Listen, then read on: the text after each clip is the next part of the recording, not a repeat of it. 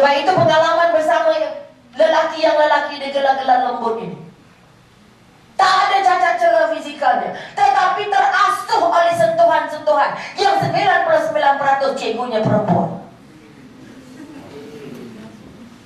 Oleh kerana fungsi ayah tidak terbangun dalam jiwa anak, yang terbangun jiwa sentuhan seorang ibu, maka terbangunlah arti lembut dan kasih sayang. Sebab kita nak anak kita lembut, tapi bukan lembut fisikal semata-mata. Kerana junjungan besar itu separuh daripada personalitinya, terbangun personaliti wanita yang paling penyayang, yang paling santun, yang paling beradab, yang paling lembut, yang paling banyak menangis, yang paling banyak minta maaf, yang paling menghormati wanita adalah junjungan besar Nabi Muhammad SAW itu. Maka jangan dikata di kelas-kelaskan lelaki itu mesti kasar. No. Kasar apanya? Kasar. Perkasa bukan kasar. Nah, ini kekuatan yang nak diangkat. Pemahaman istilah harus jelas kepada pengangkat jiwa anak-anak. Sebab itu kalau di barat yang mengajar preschool, anak-anak yang pengajar yang sudah ada PhD holders, yang mengajar free school, sekolah tadika, karena anak itu otaknya masih kosong, cantik, terangkat oleh orang yang bijaksana. Kita yang mengajar tadika, anak gagal SPM. Mana mungkin anak yang otaknya sangat cantik ini, yang sedang berkembang sekuat-kuatnya, seligat-ligatnya, sepantas-pantas ini diasuh oleh ibu, diasuh oleh tangan-tangan yang tidak berilmu. Maka terbangunlah pengangkatan fisikal. Luka tangan setengah mati kelang kabut cari ubat, tapi luka hati bila nak dirawat, luka perasaan bila nak ditambah. Ini ketimpangan pertama yang terjadi di Malaysia hari ini. Sebab itu anak lelaki sikit di IPT, sebab penilaiannya hanya pada kelulusan. Futuristik membangun lelaki mesti diangkat lelaki separuh-separuh. Tidak boleh dibiarkan 70-30. Kerana fenomena inilah yang dikendaki oleh orang-orang bukan Islam. Akhirnya terhikis, terhakis dan lupuslah keyakinan diri kerana tidak ada ijazah untuk diangkat. Kalau tadi Ustaz kata saya ada calon jadi engineer, belum tahu engineer boleh bangun hati, belum tentu engineer bangun tafsirah. Pengalaman saya ratusan mengendalikan kes-kes klien. Yang bermasalah bukan gaji 300 sebulan, tapi 60.000 sebulan. Dan rumahnya sudah jadi kalah istana Alam Shah, yang hartanya sudah menjangkau separuh Malaysia. Dibawa saja penyata hartanya begini, 3 file ke saya, nak menunjukkan bahawa suaminya sangat kaya. Tapi paling papa kedana jiwanya, paling rendah akhlaknya. Melayan istri seperti melayan binatang peliharaan di zoo binatang-binatang. Untuk apa ijazah semata-mata? Sebab itu sekali lagi, jika kita mahu mengangkat generasi ini seimbang, maka kembalikan kuasa itu pada laki-laki yang berakhlak dulu, yang beriman dulu.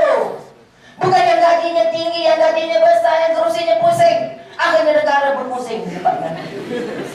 Maka sekali lagi, kalau sekadar menunjal, sekadar mencari sebab-sebab untuk merendah dan meninggikan, kita tidak akan jumpa pucuk pangkal persoalan.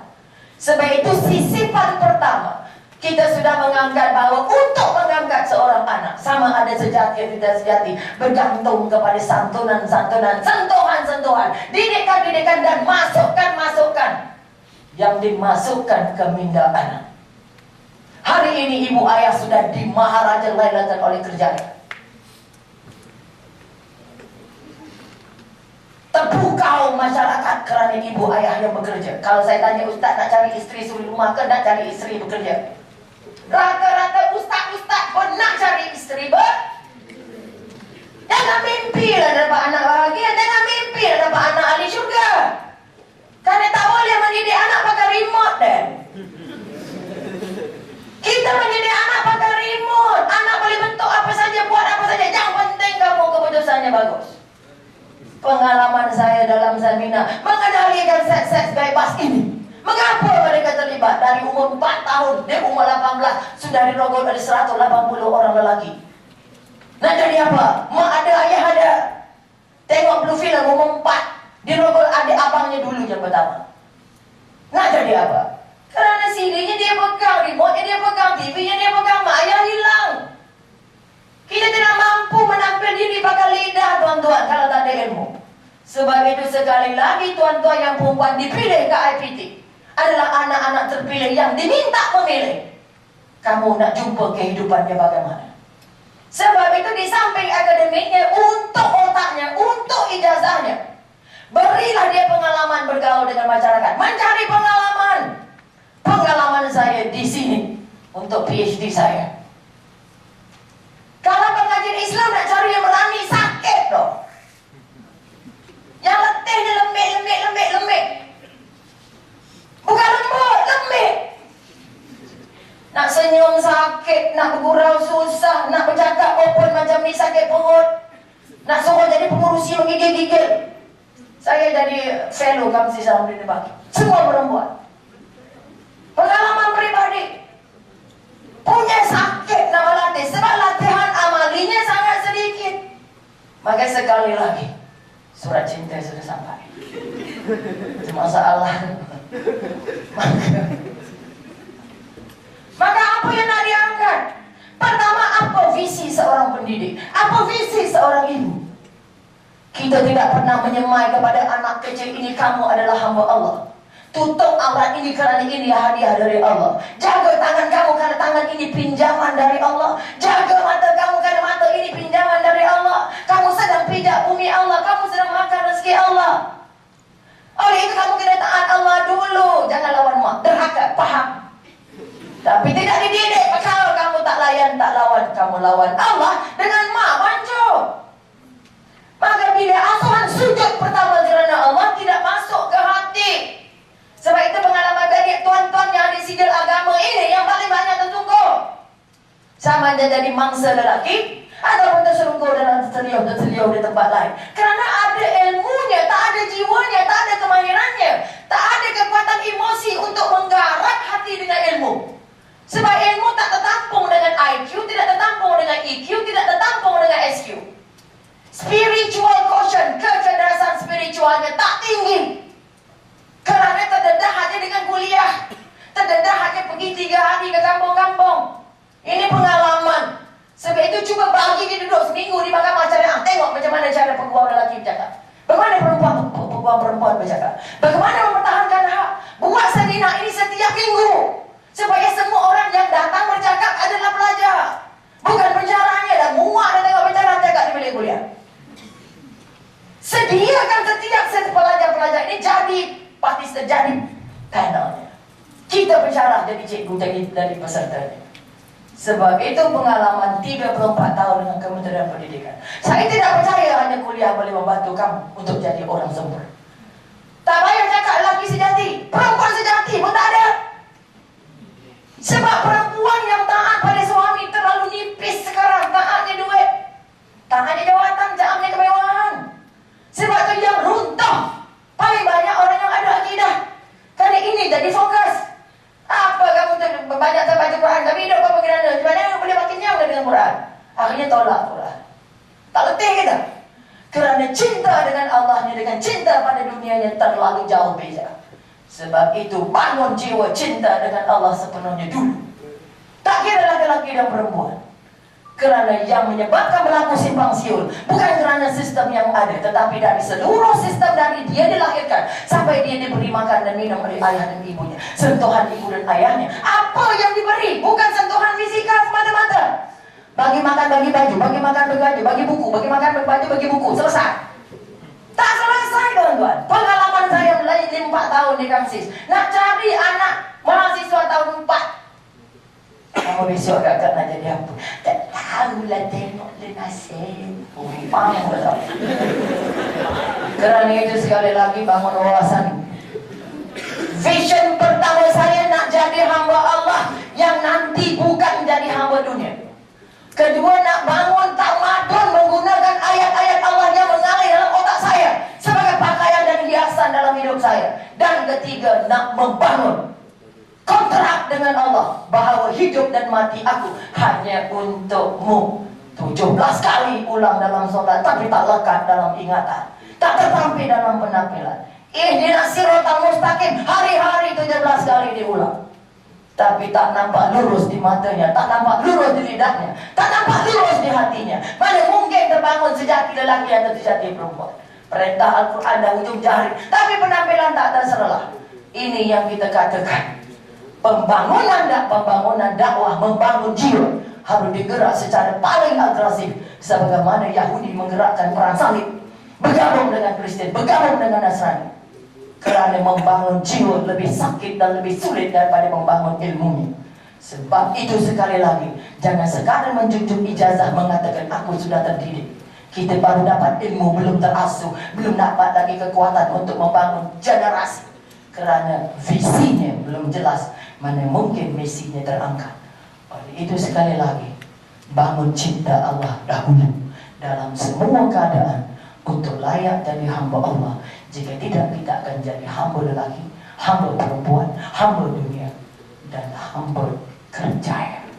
Mudah-mudahan sedikit menyumbang dalam sesi ini. Terima kasih. Assalamualaikum warahmatullahi wabarakatuh. Waalaikumsalam warahmatullahi wabarakatuh. Kesimpulan, keberadaan rohani itu yang perlu untuk dititik beratkan untuk membina kesejatian yang sejati. Maksudnya, kalau tidak ada sentuhan-sentuhan rohani dalam sebarang pengetahuan yang kita timba ataupun yang kita gali, yang kita pelajari di mana-mana saja kita berada, walaupun kita mengaji Al-Quran, kita memahiri sunnah, kita faqih dan kita pakar dalam segala bidang ilmu di bawah naungan pengajian Islam ini, tetapi tidak bermanfaat untuk membina hati dan jiwa kita menuju ke arah kehampaan kepada Allah Subhanahu Wa Taala. Dan doktor kongsikan kepada kita tips yang paling perlu untuk kita ingati. Catat bagi siapa yang ada catat, yang bagi siapa ada catatan. Tips yang pertama adalah melestarikan cinta Allah. Lagi kita belajar Al-Quran, lagi kita belajar hadis, lagi kita belajar sunnah, lagi kita belajar fiqh dan sebagainya, tapi lagi kita terlupa cinta kita kepada Allah, maka tak bermanfaat ilmu itu, walaupun kita memahiri kalam Allah dan kalam Rasulullah SAW. Terus kepada pusingan yang kedua, pusingan yang baru, lebaran yang baru, dimensi yang baru. Pada pusingan kali ini masa dihadkan, satu panel dibenarkan ataupun diminta ataupun dirayu dan dipohon untuk mengutarakan segala pandangan, pendapat dan pengetahuannya terhadap soalan yang diajukan sekira-kira 7 minit hendaknya. Dan pada soalan dalam sesi ataupun pusingan yang kedua ini lebih menjurus, dan kita minta agar panel mengungkapkannya secara fact and figure supaya mudah untuk difahami. Saya sengaja biarkan pusingan pertama ini agak langsai dan lengah kerana kita memberi ruang dan peluang untuk panel menyatakan segala perkara yang ingin dinyatakan. Kemudian pada perluangan yang kedua ini kita lebih fokus kepada isu-isu yang tertentu, dan isu yang pertama adalah untuk Profesor Madya Dr. Ahmad Najib tentang persoalan qawamun. Bagaimana kita memahami qawamun dalam Al-Quran itu? Adakah yang dikatakan lelaki perlu mendominasikan wanita, perlu untuk lelaki itu menjadi seorang diktator, mengawal segala-galanya, dan perlu bersikap garang, dan perlu bersikap sebagai perlu ditaati semata-mata? No argument from the other side.